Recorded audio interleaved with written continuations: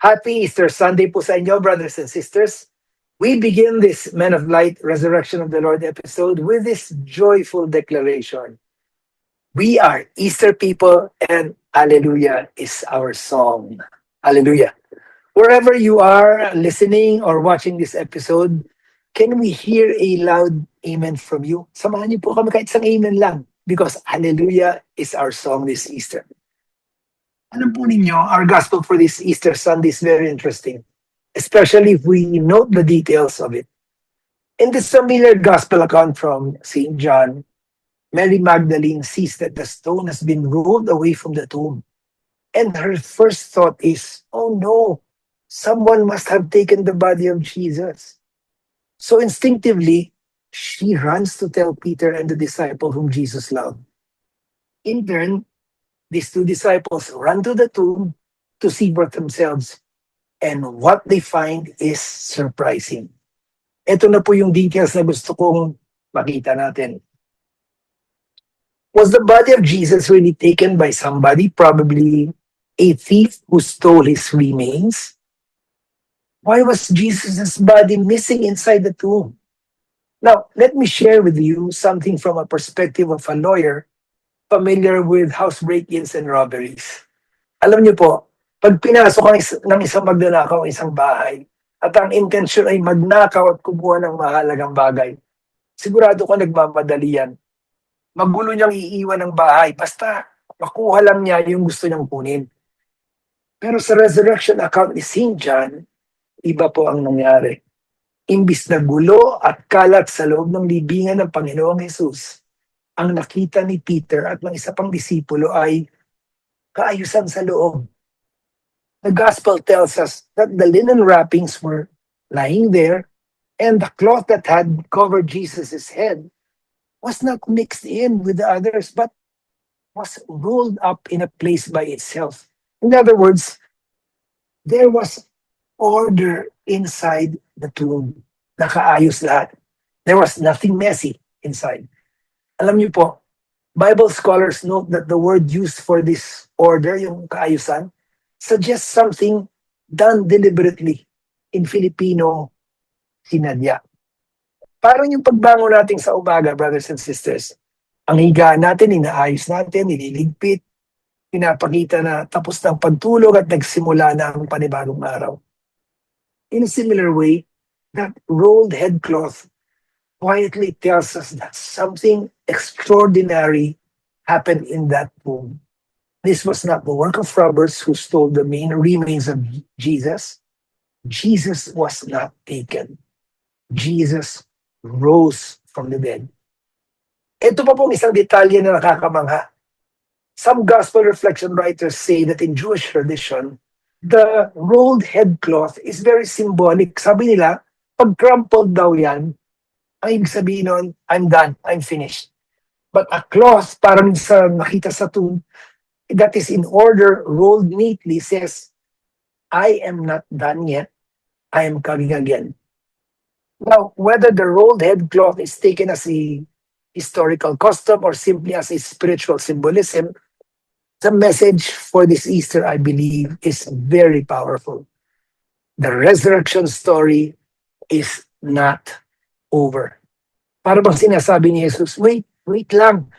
The story of resurrection is not yet over. To be continued pa. At paano po siya magiging to be continued? Well, it continued in Mary. It continued in Peter. It continued in the other disciple.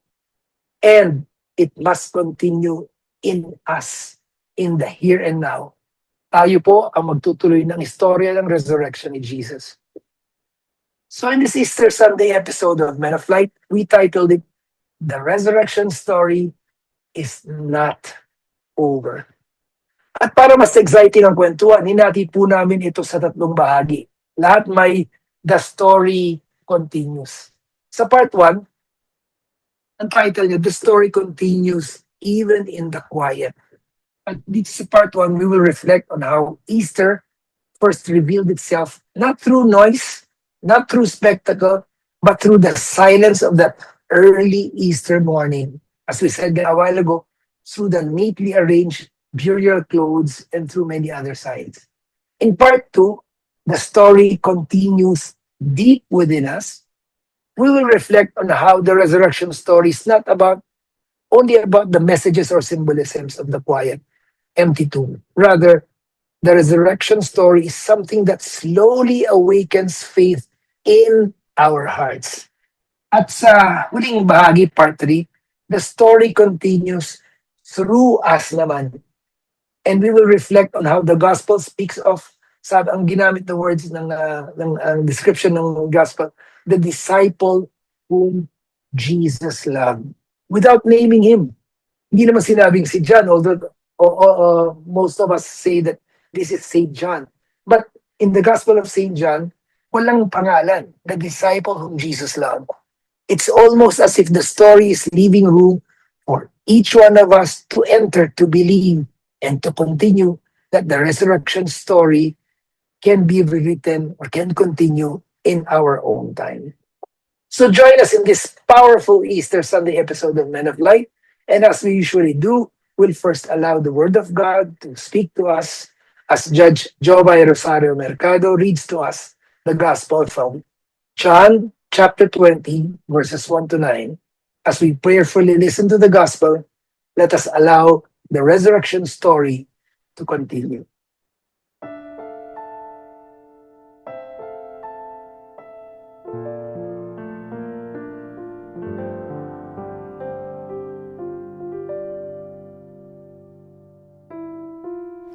Pagbasa mula sa Ebanghelyo ayon kay San Juan. Madilim-dilim pa ng araw ng linggo, naparoon na si Maria Magdalena sa libingan. Naratnan niyang naalis na ang batong panakip sa pinto ng libingan. Dahil dito, patakbo siyang pumunta kay Simon Pedro at sa alagad na mahal ni Jesus at sinabi sa kanila, "Kinuha sa libingan ang Panginoon at hindi namin alam kung saan dinala." Kaya't si Pedro at ang nasabing alagad ay nagpunta sa libingan. Kapwa sila tumakbo, ngunit si Pedro'y naunahan ng kasamang alagad. Yumuko ito at sumilip sa loob. Nakita niyang nakalagay ang mga kayong lino, ngunit hindi siya pumasok. Kasunod niyang dumating si Simon Pedro at tuloy-tuloy itong pumasok sa libingan. Nakita niya ang mga kayong lino at ang panyong ibinalot sa ulo. Hindi ito kasama ng mga kayong lino, kundi hiwalay na nakatiklop sa isang tabi. Pumasok din ang alagad na naunang dumating. Nakita niya ito at siya'y naniwala. Hindi pa nila nauunawaan ang nasasaad sa kasulatan na kailangang muling mabuhay si Jesus, ang mabuting balita ng Panginoon.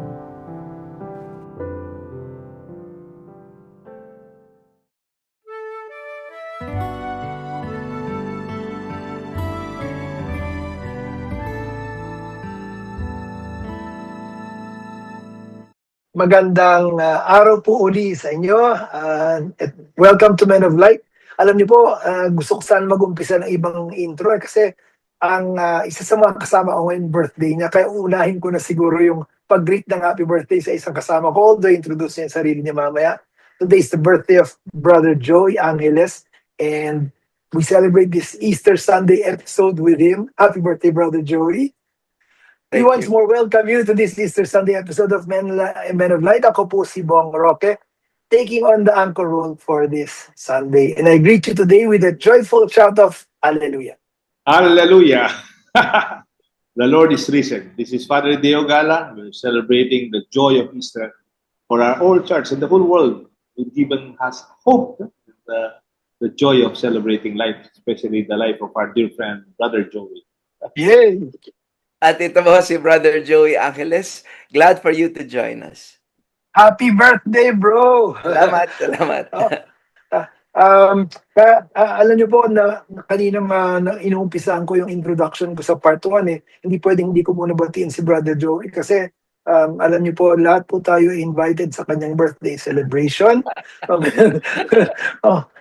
Kanya-kanyang dala po ng pagkain. Potluck po tayo. Sa atin po yung pot, kay Brother Joey po ang luck. So, but kidding aside, happy birthday, Brother Joey. Kagaya po na nabanggit natin kanina sa introduction in the Gospel of St. John, Mary Magdalene comes early while it is still dark. And she sees the stone removed. Busha. And the Peter and the other disciple also run to the tomb. Now, when they enter, at first they see nothing spectacular. Wala eh. Walang sumalubong sa kanila. No crowd, no loud proclamation. Ang sumalubong sa kanila, tahimikan. And in that silence of that tomb, they saw only linen cloths lying there. No Jesus. And the cloth that had covered Jesus' head, it was rolled up in a separate place. Now, in the midst of that quiet, the gospel tells us that when the other disciple entered, and I quote, he saw and believed. In the midst of the quiet. And what makes this even more striking is that the gospel also says they did not yet understand the scripture that he had to rise from the dead. In other words, brothers and sisters, they did not yet have the full picture. They did not yet understand everything. But already, in the quiet details, something was speaking. Di ba ganun din sa buhay natin? Sometimes it's all quiet, but God speaks. Amen. Amen. Brother Bong, ganda ng outline mo talaga. It's mahaba na naman ang humil ko niya. Pero compare mo dalawang Pasko sa buhay natin. Mahalagang balagba. Yung Pasko ngayon ng muling pagkabuhay at saka yung Pasko ng pagsila ni Jesus. Parehong Pasko. Pero if you notice even the way we celebrate here in the Philippines, it is more subtle. Isang pari nga, sabi niya, dapat mas maingay yung Easter. Oo nga. Kasi tayo lahat naman may birthday, di ba? Like the birthday of Christmas. Pero mas maraming paputok, literally, ang Pasko. Talagang it's a noisy celebration, firecrackers. But maybe that is how Jesus wants it to be. Even our images of the blessed resurrection of the Lord are very, very simple, very quiet. And yet, kumisan, when we celebrate the death of Jesus, the cross, very large, lalaki na. Yeah. Maybe that is, ngayon ko lang na-realize, Brother Bo, there's a message here that be subtle and quiet. That there is this, the deeper understanding of our faith, something na hindi grand opening, di ba? May grand opening. Di ba? Right. Yung sa play, meron din grand entrance. Yung ganun. Pasabog yung grand opening. Pero this one, it's not. Something that parang it's a subtle way of deepening our own understanding of the message of Jesus for us. Brother Bong and Yeah. Amadeo, I think here we're talking about two things on opposite sides. The noise of the world and the quiet of God. Ganda. Sa panahon ngayon, parang hindi na tayo sanay sa katahimikan. Laging may ingay, di ba? The notifications on your cellphone, yung balita tungkol sa gera sa Middle East, yung pagtaas na naman ng presyo ng gasolina, at saka, and many other concerns about our future. Parang lagi na tayo naka-alerto, kumbaga. Laging may iniisip, laging may hinahabol. But Easter began differently. It did not begin with noise or celebration. It began in the quiet early morning, Tama. in a silent tomb, in small details that were easy to miss. Like the lyrics of an old song by Gary Valenciano, many people ask, natutulog ba ang Diyos? Maybe because He doesn't seem to answer. Pero baka naman hindi natutulog ang Diyos. O di kaya, baka naman hindi nawawala ang Diyos. Natatabunan lang siya sa ingay ng buhay, sa ingay ng mundo. Ganda. I'm glad you pointed out that song, Brother Joey, yung natutulog ba ang Diyos? Um, um, Parang ganun din kasi yung sitwasyon natin, and it's the same question that we ask here. Sometimes nagdarasal tayo, and then the answer that we've been waiting for does not come. Pero one time or one day, bigla ka na lang when you feel low, bigla may magte-text sa'yo. O kaya may kakatok. Makikipagkape, Brother Joey. Diba? Yung mga ganun na bagay pa na, well, I don't hear the Lord speaking, but the Lord sends something or someone, and there's a message here. There. Tony Bong, gusto ko yung parang running refrain mo. The story continues. Yeah. Si Joey, madalas akong bigyan ng libro niya. Mhm. Yung isang librong binigay niya, mas mauna pa sa Sapang Bato pa ako noong 2019. Sa book ko pa, written out to The Infinite Games. Remember? Oh. By Simon Simon. Parang The Infinite Games. We are used to infinite games.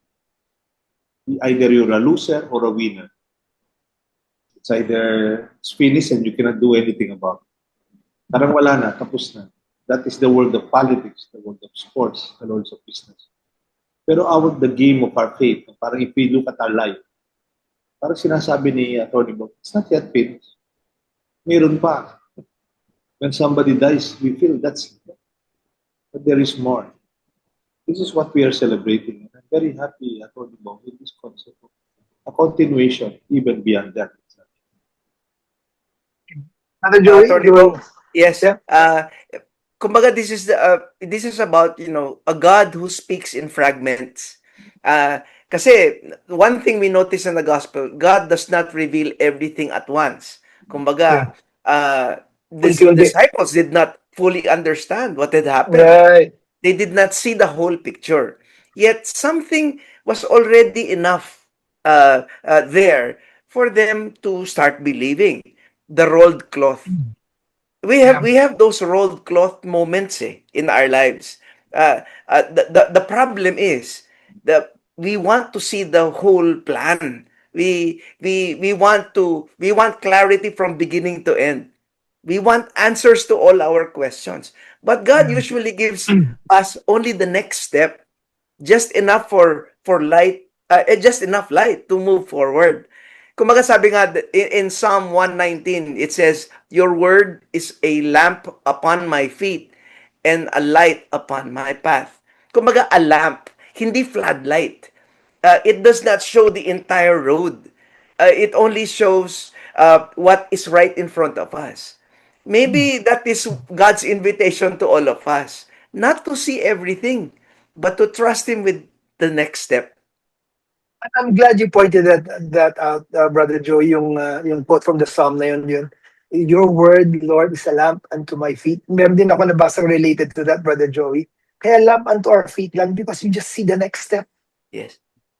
Isang hakbang, one step at a time, ganun lang yung binibigyan na light. But what is consoling here, Father Deo and Brother Joe, is like in the quiet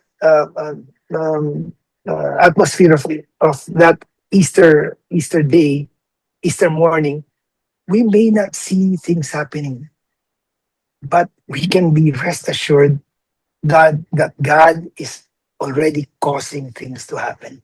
Amen. And if the resurrection story begins in these quiet moments, ano kaya mangyayari when those quiet moments begin to awaken something in us? Samahan niyo po kami sa part 2. The resurrection continues deep within us.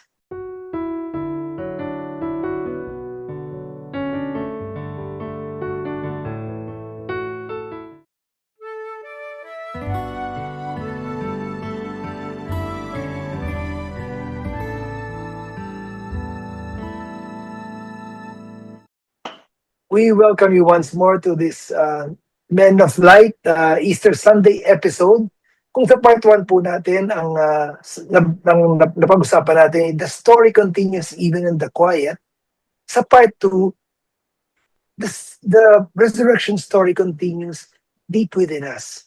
Sabi, nabanggit po natin kanina sa ating kwentuhan, nag-start siya medyo tahimik, in the linen cloths, empty tomb, rolled headcloth. But at some point, the resurrection story begins to move inward. It begins to touch the heart.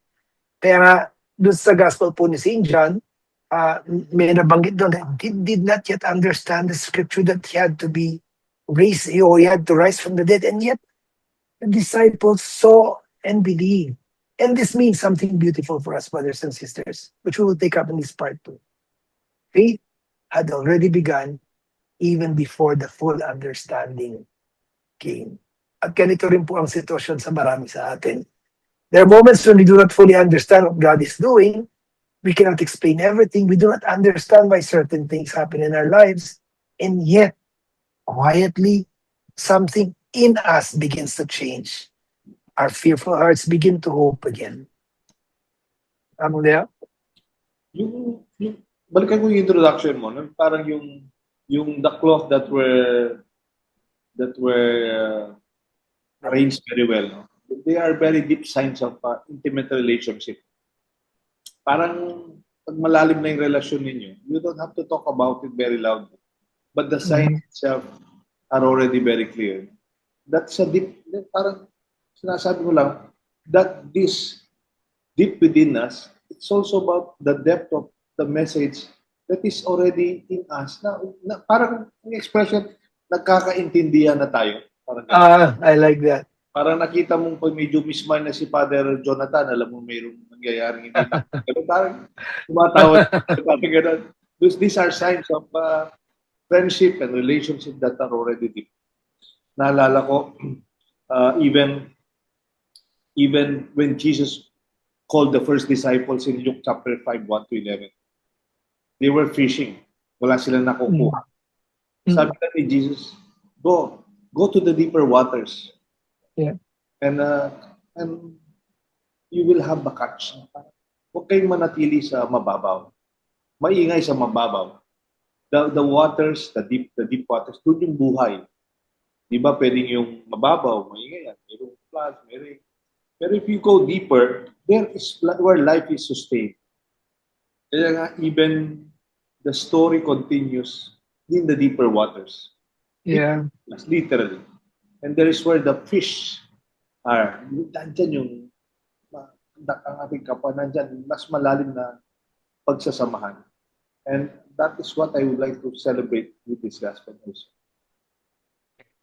Tony Bong and Among Deo, I call this the inner resurrection. Sometimes resurrection is not something we see outside. It happens quietly within a person. Sabi mo nga sa outline mo, Attorney Bong. It can be someone who used to carry deep bitterness, slowly learning to forgive. O kaya, someone who stopped praying for a long time, but one day finds himself speaking to God again. Oo nga. One more. Yeah. Someone who felt hopeless, tired of life, and yet begins little by little to hope again. It's nothing dramatic. It's no big moment. It's no applause, but something inside has changed. And this is already, for me, this is already resurrection. Wala ngang fireworks, pero may pagbabago. Ang ganda.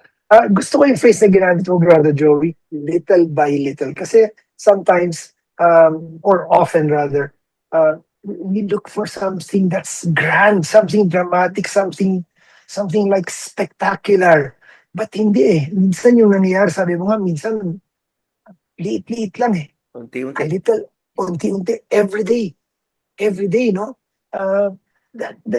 Sa akin, that's an amazing. How did you call it?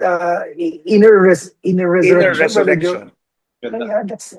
That's beautiful. Amo na yun? Yung sanay ako sa mga presentation sa seminaryo eh.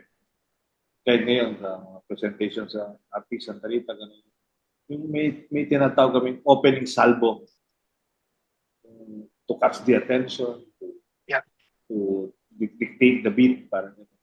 Pero On the contrary, resurrection wala siyang opening salvo.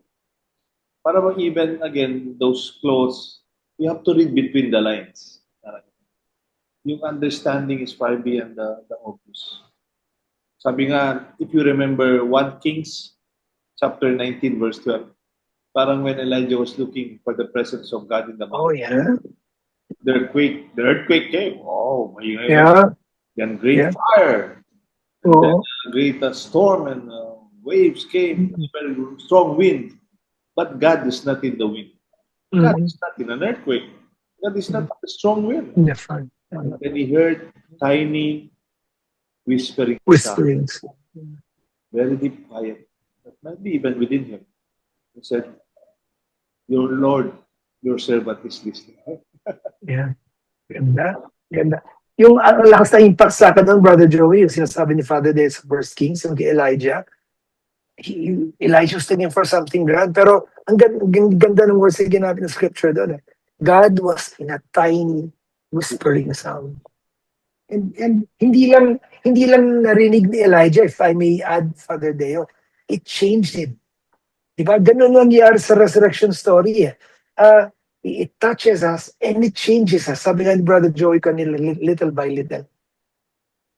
Brother Attorney Joey? Bong and Among Deo, here's a mental health application. Diba Okay. today many people carry silent struggles. Yeah. Not everyone shows it, but many Yeah. are dealing with anxiety, burnout, even depression. Yeah. Smiling on the outside, but tired on the inside. And in moments like this, resurrection may not look dramatic. It Yeah. may not be a big breakthrough or instant healing. Sometimes resurrection looks like, simple things like getting out of bed again, trying again even if you feel drained, Mm. choosing not to give up even when everything feels heavy. These seem very small, but they are not small in the eyes of God. Because every time you choose to rise again, grace is at work already. Beautiful. Beautiful. Uh, I like that. Can you repeat that, Brother Joey? Whenever you choose to rise again, sabi mo, grace is Because at work? every time you choose to rise again, grace is already at work. Wow, wow. I like that. I like that. Kasi yung first, it's an openness to rise again. Yung sabi mo kanina na inner resurrection. And then the grace of God works in you. No? Among there, you were supposed to say something, sorry. Parang naalala ko yung isang book, yung Atomic Habits. Ah. Yung maliliit, small changes in our everyday life, the way Brother Joey said, tama. Yung start small, huwag ka kagad mag-gym. Huwag ka kagad bumili ng membership sa gym o bumili ng equipment. Maybe just take a walk. Totoong struggle ko yan. Parang pag nagka-stroke ka, inisip ko yung dati mong buhay. Nagbabike ka, nagbabadminton, tumatakbo ka. But again, even yung mga nagkasakit na kamukha, to start a small therapy every day, maybe, but when you are able to do it, then hopefully it will grow the way our Christianity grew far beyond the imagination of those times. Beautiful. Yung inner na resurrection po na sinasabi ni Brother Joey kanina, that inner resurrection or the resurrection inside us, that really matters. Because the truth is, before the resurrection is proclaimed through us, which is actually our part 3, it must first be received within us. Ito yung ating part 2. But before we can witness to others, something in us must awaken. And before our lives can speak, our hearts must first be touched. When the resurrection awakens something within us, which we talked about in part 2, something changes. Resurrection begins to show sa buhay natin in the way we live. And that is where the story now leads us. Not only deep within us, but through us. Samahan niyo po kami sa aming part 3.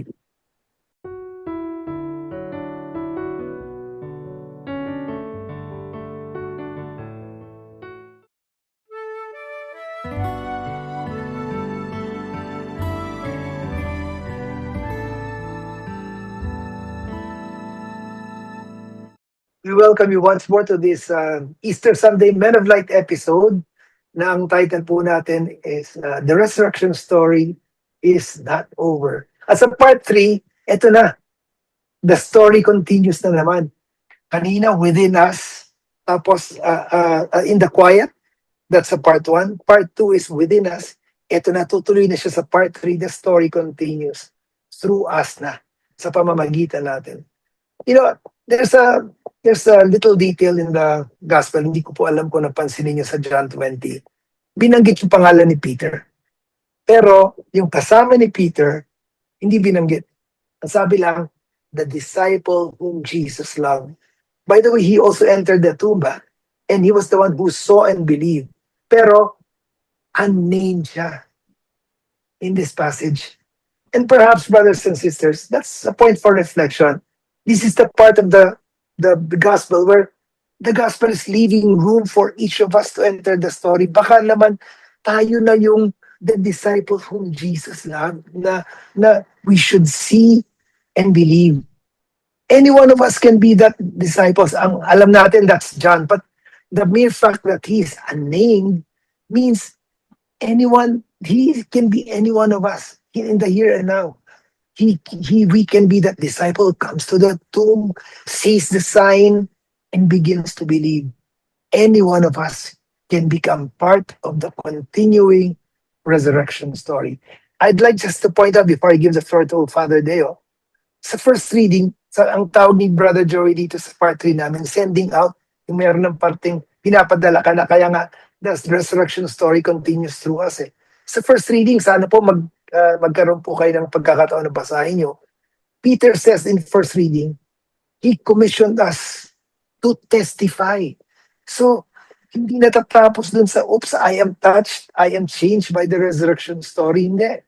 We are commissioned to testify like Peter. And in the psalmist declares, I shall not die, but live and declare the works of the Lord. I believe this is the final movement of the resurrection story, brothers and sisters. It does not stop with personal belief. It moves outward into witness. Ganda, Brother Mo, talaga. I'm very happy sa mga reflection natin. Parang this kind of reflection tends to see to us. Sabi ko sa sarili ko, through us. Is there other way? Is there another way? But through us, di ba? Kasi pwede. Sabi, maganda yan. Father, maganda yan. Maganda yan. Para sa kapatid ko, maganda yan. Yung message yan, tamang-tama yan sa kapitbahay namin.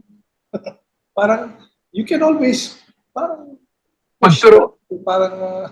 you can push or parang hot potato. Asa mo maganda tayo.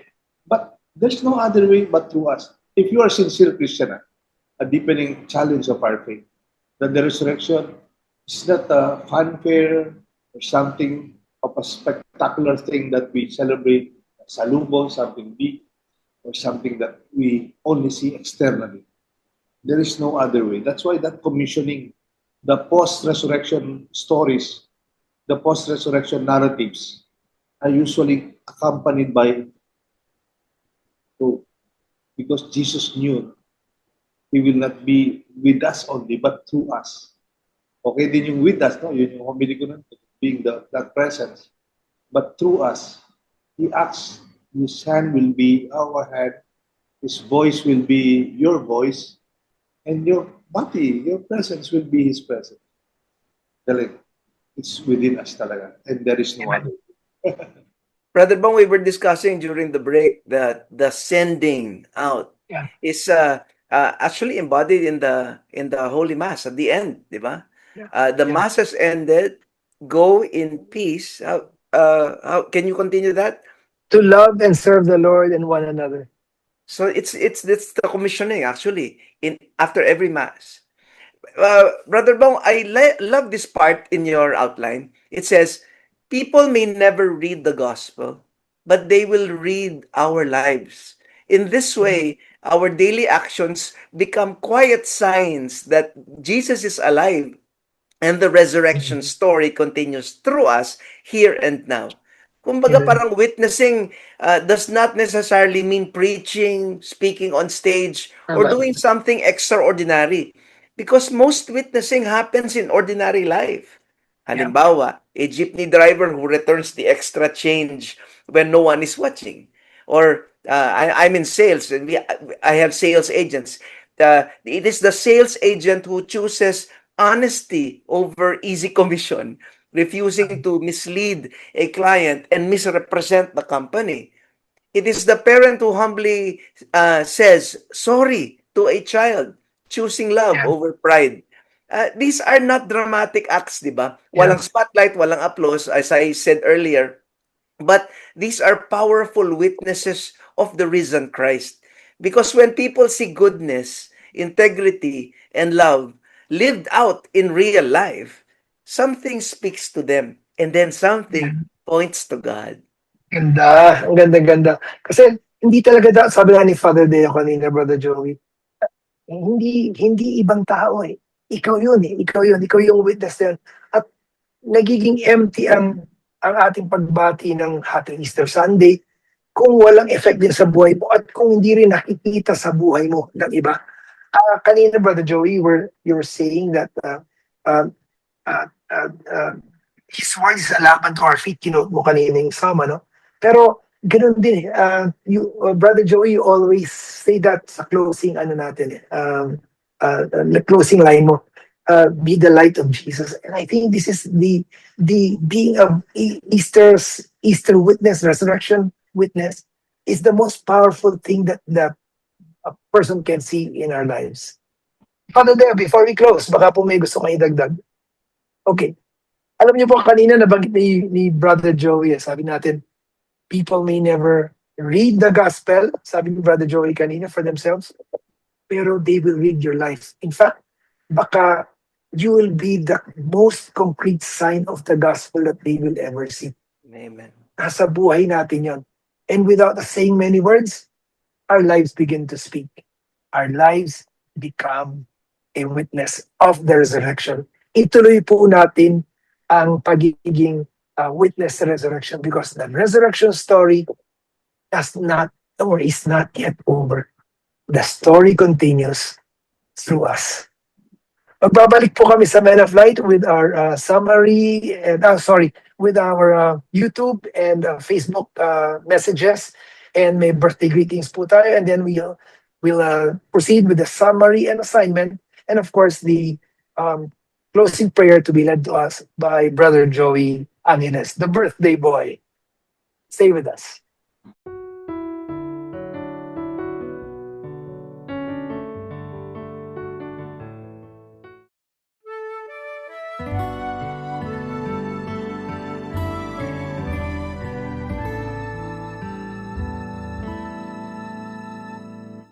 Kagaya po nabanggit namin, masaya kaming makasama kayo dito sa Easter episode ng Men of Light. Sa punto pong ito, we will ask Father Deo to give us to read to us our YouTube and Facebook comments. And also the birthday celebrators, babatiin din po kayo ni Father Deo. After that, I'll give us a short summary and an assignment. And we will cap this episode with a closing prayer by Brother Joey. Father Deo? Thank you sa mga YouTube friends natin. And si Nev O. Chang, sabi niya, Amen, thank you, Men of Light. Praise Almighty God, Father in heaven, hallelujah. Jesus is the new way, through the life. And he's already recognizing the grace of our participation in his prayers. Thank you. And also, sabi ni Alor Masa, sabi niya sa Facebook, finally, sabi, nakita ko mukha ni Judge Jobay watching from Baguio City. Thank you. So, siyempre, masaya rin naman tayo kasi parati siyang voice-over ng kanyang gospel. And then, of course, the wonderful summary of Brother Edgar Yap and itong ating the hidden, yung 3 parts of the silent exhaustion of work, the hidden shame, that's part that we hide, and also the hopeless waiting. That is unanswered prayers. Brother Joey, di ba? Ikaw yung host dito sa Agport. Thank you very much. And then, sa mga kaibigan natin nagbi-birthday ng Men of Light, sa Men of Light, one of the priests dito po sa Pampanga, si Father Ryan Sumang, happy birthday, April 6. Nung seminarista si Father Ryan, isa sa mga Kuraita, very active sa pagbo-volunteer noon in helping us dito sa Men of Light. No? And then, of course, our very own Father Edwin Belay, happy birthday, April 11. And hallelujah, Father Edwin. And then, pakiusap po sana, pagdasal ho natin, meron kami dalawang pari sa Pampanga who are very sick. Si Father Olet Lopez and Father Fer David. We pray for them in these very difficult times sa kanilang sakit. And then, mga kaibigan pa rin ho natin nagbe-birthday, mga lay friends ng Men of Light and our Amano community. April 6, si Ate Emma Pineda of St. Jude and my tita Linda Sunga, April 6, happy birthday po. And then April 7, kaibigan natin si Rona Aison Angeles, no? Asawa ni Ferdy. We also pray for her full healing and get well. April 7, anniversary ko rin po pagkapare. April 7, 32 years na po akong pare. Pagdasal niyo po Yay! maging mas mabuting mapari ako. We thank the Lord for this wonderful vocation. And then April 8, birthday po ng kaklase ko si Bot Bautista. And of course, wedding anniversary, 31st, Attorney Bong and Lisa Roque, 31 years. So with their beautiful family, their gifted family. Thank you. Salamat po. And then April 9, araw ng kagitingan po ito. Lalaking nagigiting, ay nagigiting. Tapos anniversary po ng aming parokya, 30 years na po yung aming parokya, the Lord's Transfiguration Parish. Happy anniversary, parokya. And then April 10, birthday po ni Ate Bonzi Dino. And April 11, birthday po ni Kuya Joe Esguera. Maraming salamat, Father Deo, for those YouTube comments. We continue to encourage you to visit our Facebook and YouTube pages. Lalo na po sa Facebook, kasi meron po tayong, aside from Men of Light, meron po tayong Daylight. Kasama ko po nagsusulat doon ng ating birthday boy na si Brother Joey Angeles. And kami pong mga lay people, we reflect on the daily gospel. So, everyday po, samahan niyo po kami. Ang Men of Light po at Daylight Monday to Sunday, kasama niyo po kami. Now, by way of summary, my dear brothers and sisters, do not think that the resurrection is only a story of the past. No. The resurrection is not over. Sabi nga po namin sa title namin, the story continues.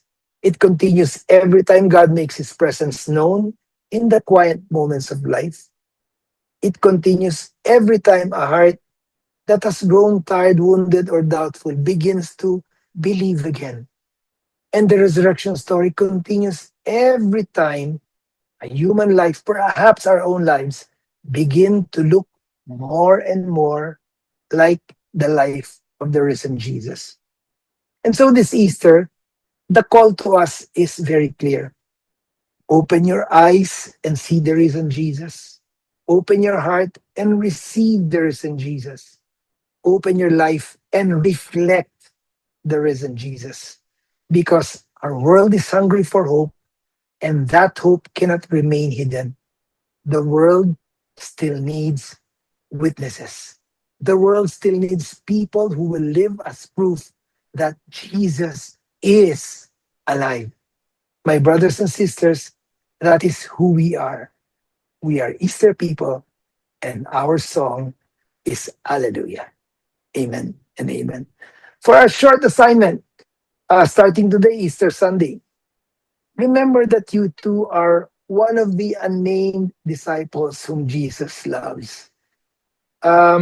Di po ba batas ang gasolina ngayon? Kung magpapakarga kayo ng gasolina, at kung kaya din lang, mag-iwan po ng counting tip para sa ating gasoline attendant at sabihin ninyo, God bless you.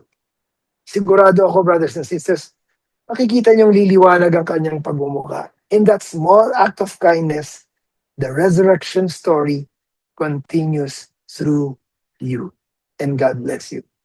We now ask Brother Joey to lead us into the closing prayer of this Easter Sunday episode. Ilagay natin ang ating sarili sa presensya ng Panginoon.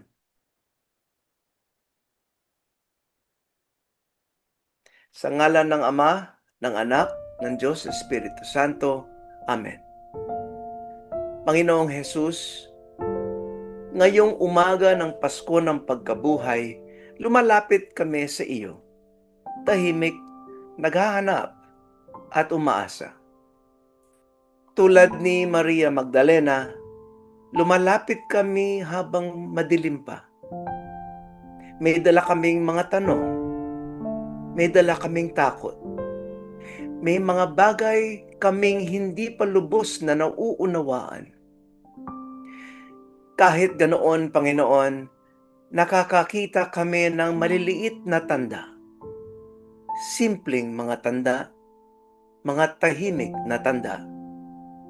Mga sandaling nagsasabing, nandito ka. Mga sandaling bumubulong na ikaw ay buhay. Turuan mo kaming mapansin ang mga tandang ito.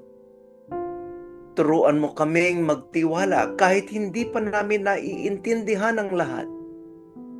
Turuan mo kaming maniwala kahit hindi pa malinaw ang lahat. Panginoon, gisingin mo ang aming puso.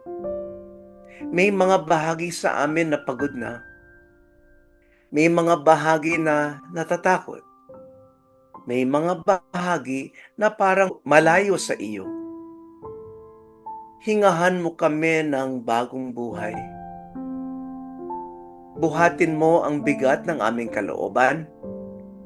Pagalingin mo ang aming mga sugat. At painitin mo ang pusong nanlalamig. Tulungan mo kaming bumangon kasama mo. Hindi lang sa salita, kundi sa gawa, sa paraan ng aming pagpapatawad, sa paraan ng aming pagmamahal, sa pagpili ng kabutihan araw-araw. Panginoon, gawin mo kaming iyong mga saksi sa aming tahanan, sa aming trabaho, sa simpleng araw-araw. Nawa ang aming buhay ang magsalita tungkol sa iyo, kahit hindi kami magsalita ng marami. Kapag ang iba ay naliligaw, gawin mo kaming daan ng pag-asa. Kapag ang iba ay nag-iisa, gawin mo kaming presensya ng pagmamahal. Kapag ang iba ay napapagod, gawin mo kaming ilaw sa kanilang dilim. Ipaalala mo sa amin ngayon na ang kwento ay hindi pa tapos. Ang iyong muling pagkabuhay ay nagpapatuloy sa tahimik na sandali sa aming mga puso at sa pamamagitan namin. Kaya Panginoon, iniaalay namin sa iyo ang araw na ito. Tulungan mo kaming mamuhay bilang mga tao ng Pasko ng Pagkabuhay. May pananampalatayang nagtitiwala, may pag-asang hindi sumusuko, at may pag-ibig na sumasalamin sa iyo. Ikaw ay buhay, Panginoon, at dahil ikaw ay buhay, kami ay babangon din.